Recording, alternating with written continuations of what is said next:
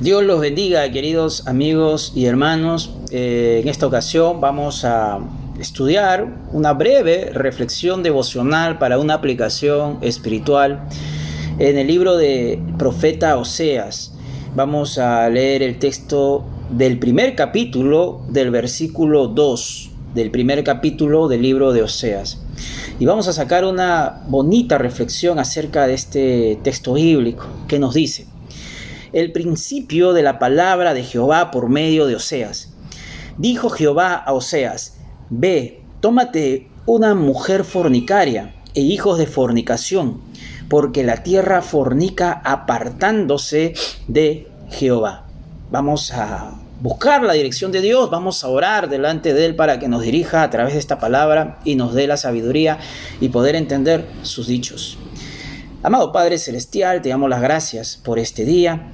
Permítenos tener ese privilegio de poder escuchar tu voz a través de tu palabra. Ayúdanos a entenderla y aplicarla también a nuestras vidas diarias. Toda la gloria sea para ti en el nombre de Jesús. Amén. Amén, hermanos. El título de esta breve reflexión es el llamado que rompe esquemas, ¿no? Hay un contexto detrás de todo esto. Oseas es un profeta enviado de Dios para comunicar la palabra del Señor.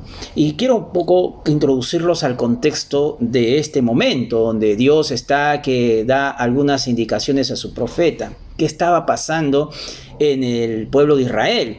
Bueno, ¿qué época era? Era una época donde el reinado de Jeroboam II, que era aproximadamente entre el año 760 y 720 a.C., ¿no? Había una situación también política específica allí. Había un auge económico y una expansión del territorio de ese imperio.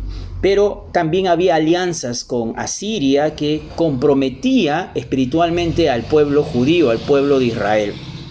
¿Qué situación espiritual se encontraba en ese momento? Había culto al dios falso Balaam, ¿no?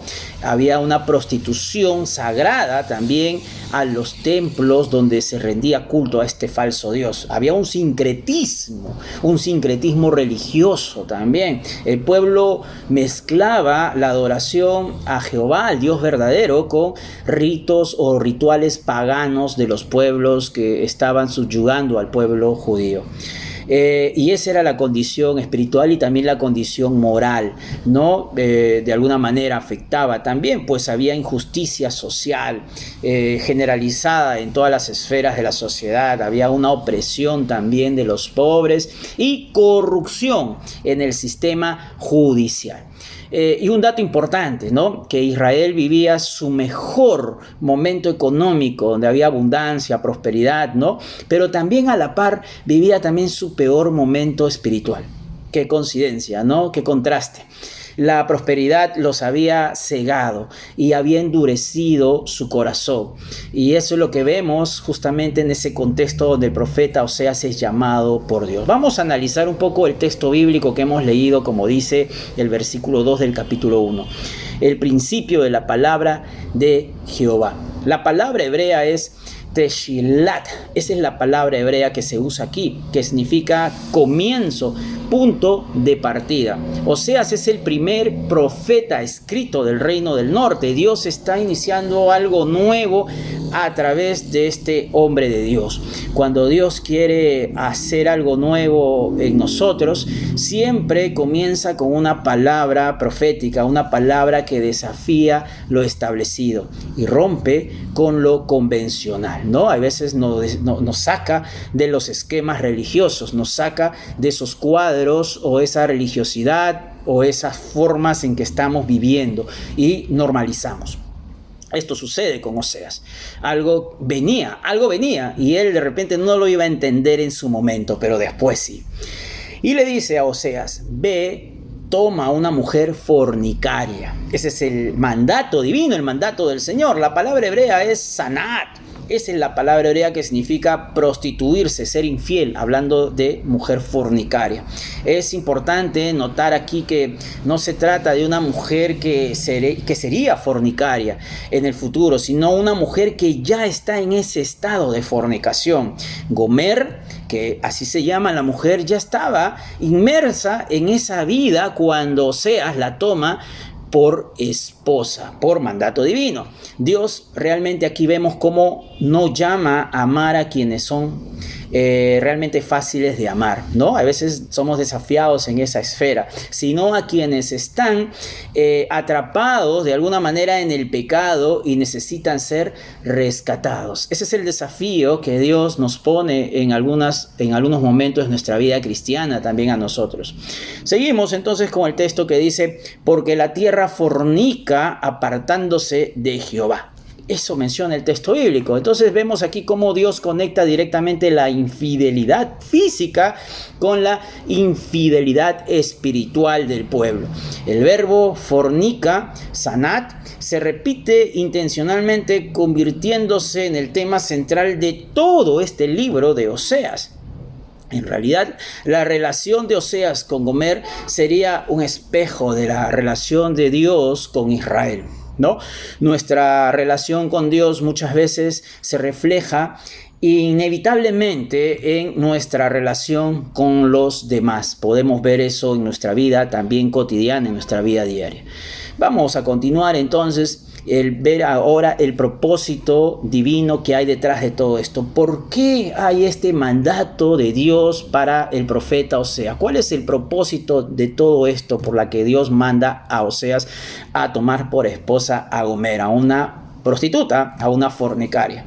Vamos a ver algunos aspectos o algunos puntos importantes aquí. Por ejemplo, la identificación, ¿no? Oseas debía vivir lo que Dios siente realmente, ¿no? No solo predicar sobre el amor herido de Dios, sino experimentarlo en carne propia. Eso es lo que de alguna manera Dios quería hacerle ver a Oseas, que él experimente lo que Dios está experimentando, ese dolor, ¿no? Eso que le ha afectado por causa del pecado, ¿no? De su pueblo. Y otra de las cosas también es la revelación. Ese es otro de los propósitos. Mostrar el corazón de Dios ante la infidelidad humana. Dios quería realmente que su pueblo viera a través de la vida de Oseas cómo su infidelidad lo hería profundamente, ¿no? Algo que le ha herido el corazón, le ha dolido en el corazón a nuestro Dios, ¿no? Y eso es lo que quería revelarle Dios a Oseas. ¿Y cuál es la profecía realmente aquí encarnada que vemos en este pasaje bíblico? La vida del profeta era el mensaje. No había separación entre su predicación y su existencia cotidiana, su vida en sí. Ahora, ¿y la esperanza? ¿Cuál era la esperanza? Realmente era mostrar que Dios restaura a los infieles, que no hay nada imposible para nuestro Dios, ¿no? Que a pesar del dolor, que a pesar de la historia de Oseas y de Gomer que había detrás de ellos, terminaría en una restauración, y eso lo veremos pues en los capítulos posteriores de este libro de Oseas. En realidad no hay profecía más poderosa que una vida vívida como mensaje. Ese es el propósito de este pasaje, el propósito realmente de todo este libro, ¿no? Y ahora, ¿cuáles son las lecciones que podemos sacar? Las lecciones poderosas para nuestro hoy, para nuestra vida hoy cotidiana que vivimos, cada uno de nosotros. La primera lección es ver el amor de Dios. De alguna manera, el amor de Dios es en algunos momentos de repente incómodo, ¿no? Dios no le pidió a Oseas algo fácil. Vemos aquí, no le pidió algo fácil, no, le pidió algo difícil, le pidió algo que expusiera su corazón, su reputación, su futuro, su estabilidad emocional. El amor verdadero siempre tiene un costo, ¿no? ¿Qué más? ¿Qué reflexión? ¿Qué mensaje? ¿Qué preguntas nos podemos hacer de acuerdo al texto que hemos leído, que estamos reflexionando? ¿Qué está pidiendo Dios a nosotros que nos incomoda, ¿no? ¿Qué nos está pidiendo? Cada uno es consciente de eso. ¿Qué relación o ministerio o llamado de repente estamos evitando porque duele o porque tememos que otros pensaran mal de nosotros, ¿no? Que otros, el qué dirán, tal vez, ¿no? Reflexionemos en esas preguntas, ¿no? La segunda lección que podemos rescatar de este pasaje bíblico es la infidelidad humana, que cómo hiere el corazón de Dios. Sucedió con el pueblo de Israel y hoy en día también está sucediendo con muchos hijos, con muchos cristianos, con mucho pueblo de Dios también. La palabra fornicar aquí, como ya lo hemos visto, aparece más de 30 veces en este libro de Oseas. O sea, es un tema recurrente. Dios no es indiferente al pecado, le duele profundamente. No es un juez distante nuestro Dios, ¿no? Sino un esposo traicionado que sufre por la infidelidad de su amado pueblo. El día de hoy también, de alguna manera, cuando nosotros los cristianos cometemos pecados, nos apartamos y apostatamos de la fe, también le duele el corazón de Dios acerca de esas acciones o actitudes que nosotros tenemos. Y las preguntas que deberíamos hacernos es: ¿somos conscientes de realmente que nuestro pecado no solo daña nuestro testimonio o no daña a nosotros mismos, sino que hiere el mismo corazón de Dios? ¿Somos conscientes de eso? Preguntémonos y reflexionemos en eso.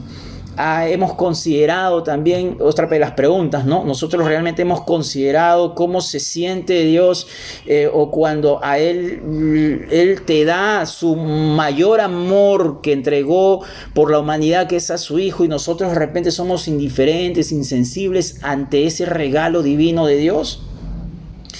Eso nos debe llevar a reflexionar, a pensar, y nos debe llevar a arrepentirnos de lo que hemos hecho también, ¿no? Otra tercera lección que podemos rescatar es que Dios usa personas imperfectas para revelar su amor.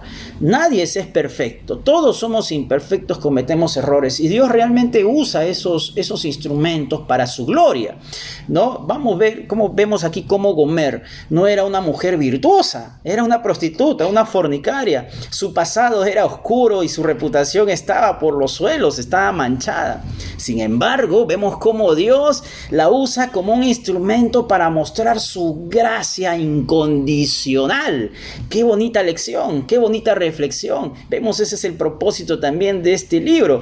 Nadie realmente está tan hundido que Dios no pueda usarlo. ¿Cuántos testimonios vemos de personas que han estado en lo más hondo de su vida, en lo más profundo de su vida, y Dios los ha rescatado, y el día de hoy son grandes siervos de Dios, que Dios los usa para bendecir a otros también? Preguntémonos: ¿hemos descartado realmente a alguien por su pasado? ¿Hemos sido discriminatorios con alguien? ¿Hemos prejuzgado? ¿Hemos sido prejuiciosos? ¿No? ¿O nos hemos descartado nosotros mismos creyendo que no somos dignos de ser usados por Dios? Reflexionemos en eso, ¿no? Dios es amoroso, Dios es perdonador, Dios hace imposibles. Otra cuarta lección que podemos ver también de este pasaje es: el mensaje se encarna antes de ser predicado, antes de predicarse. No hay un mensaje encarnado antes de ser anunciado. Vemos cómo Oseas no predicó sobre el amor incondicional desde un púlpito cómodo, ¿no? Sino que él lo vivió en su propia carne, ¿no? Su matrimonio, fue su púlpito, ¿no? Fue su vivencia. Su dolor fue su sermón, ¿no? Su restauración fue su testimonio. Qué hermosa lección, qué gran lección que nos deja, ¿no? Y debemos también reflexionar en eso, ¿no? Nuestra vida predica lo mismo que nuestros labios hablan. Pensemos en eso. Hay una coherencia entre lo que decimos creer y cómo vivimos realmente día a día. Pensemos en eso también, ¿no? Y unas preguntas para ir terminando con esta reflexión. Vamos a identificarnos entonces. ¿Cómo te sentirías si Dios te pidiera hacer algo que exponga tu vida pública y emocionalmente de manera tan radical como lo hizo Oseas? ¿Cómo nos sentiríamos, no? Ser desafiados de esa manera como fue el profeta Oseas. Y hay una revelación después detrás de ello, ¿no? ¿Qué te revelaría este pasaje realmente leído sobre el carácter de Dios que no habías visto antes? ¿Qué nos revela acerca de Dios este pasaje? ¿Qué nueva dimensión de su amor descubrimos aquí? precioso amor de Dios que tiene para todos nosotros, ¿no? Y qué aplicación para nosotros el día de hoy. ¿Hay algún Gomer en nuestras vidas, en nuestro día a día, en nuestra vida? Una persona de repente difícil, una situación complicada, un llamado incómodo que podamos estar pasando, que Dios nos está pidiendo amar a pesar del costo que tiene. Dejo como reflexión, ¿no? Y la confesión final que podríamos decir o hacer es: ¿en qué área hemos sido infiel a Dios? Como lo fue el pueblo de Israel. Hoy en día nosotros también podemos caer en esa infidelidad. ¿A qué baales estamos entregando nuestro corazón y estamos siendo infiel a Dios, ¿no? Adorando o teniendo ídolos en nuestro corazón. Pensemos en eso, en qué áreas hay. Pues es momento de que nosotros nos podamos arrepentir. Y la esperanza es que Dios realmente restauró a Gomer y a Israel a pesar de todas esas infidelidades, ¿no? ¿Qué nos dice eso acerca del amor de Dios? ¿Qué nos dice eso sobre el propio futuro y las segundas oportunidades que Dios nos da a nosotros mientras todavía tenemos vida, ¿no? Pensemos en eso, que siempre hay una luz de esperanza al final del túnel. Pensemos en que Dios es un Dios restaurador, un Dios amoroso, un Dios que da segundas oportunidades. Y el desafío final para cada uno de nosotros, vivamos esta semana o estos días como seas, ¿no? Identifiquemos en nuestra vida cotidiana a una persona que nos cuesta amar, ¿no? Genuinamente. Veamos a quién, hagamos una lista, escribamos quiénes son las personas que nos cuesta mucho amar, ¿no? Por diferentes causas tal vez. Oremos por esa persona todos los días, pidiéndole a Dios que nos dé su corazón para que nosotros podamos amar así como Dios ama a esa persona. Y hagamos algo concreto para mostrar ese amor práctico, no solo con palabras que el viento se lo puede llevar, sino con algo práctico, ¿no? Demostrando con nuestras acciones que esa persona difícil puede ser amada, no solo por Dios, sino también por nosotros, ¿no? Así que dejo eso como reflexión.